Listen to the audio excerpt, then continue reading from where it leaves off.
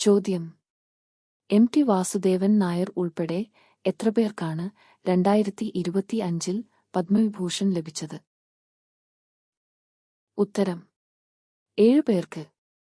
Doctor Duvvur Nageshwar Reddy, റിട്ട justice Jagdish Singh Khehar, Kumudini Rajinikant Lakhia, Lakshminarayana Subramaniam, T Vasudevan Nair, Osamu Suzuki, Sharda Sinha എന്നിവർക്കാണ് പദ്മവിഭൂഷൺ ലഭിച്ചത്.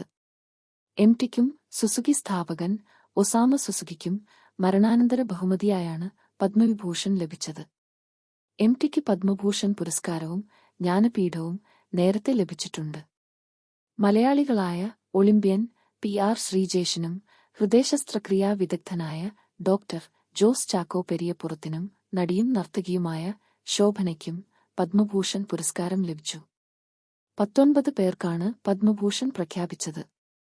ഫുട്ബോൾ താരം IM വിജയൻ, കലാകാരി ഓമനക്കുട്ടി, ക്രിക്കറ്റ് താരം R അശ്വിൻ, ഗായകൻ അരിജിത്ത് സിംഗ് തുടങ്ങി 113 പേർ പദ്മശ്രീ പുരസ്കാരം നേടി. 1954 മുതൽ വർഷം തോറും റിപ്പബ്ലിക് ദിനത്തിന്റെ തലേന്ന് പ്രഖ്യാപിക്കുന്ന ഇന്ത്യയുടെ പരമോന്നത സിവിലിയൻ ബഹുമതിയാണ് പദ്മ പുരസ്കാരങ്ങൾ. 1978, 1979, 1993 മുതൽ 1997 വരെയുള്ള വർഷങ്ങളിൽ ഒഴികെ പുരസ്കാരങ്ങൾ നൽകി. പദ്മവിഭൂഷൺ, പദ്മഭൂഷൺ, പദ്മശ്രീ എന്നീ 3 വിഭാഗങ്ങളിലായാണ് പുരസ്കാരങ്ങൾ നൽകുന്നത്.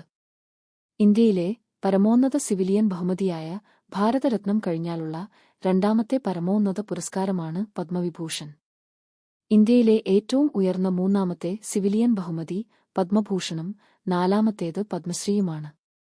പ്രധാനമന്ത്രി രൂപവത്കരിക്കുന്ന പദ്മ അവാർഡ് കമ്മിറ്റിക്ക് മുൻപാകെയാണ് എല്ലാ നോമിനേഷനുകളും എത്തുക.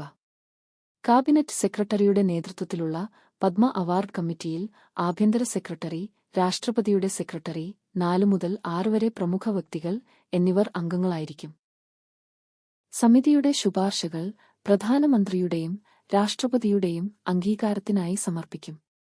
രാഷ്ട്രപതി ഭവനിൽ നടക്കുന്ന ചടങ്ങിൽ രാഷ്ട്രപതിയാണ് പദ്മ പുരസ്കാരങ്ങൾ നൽകുന്നത്.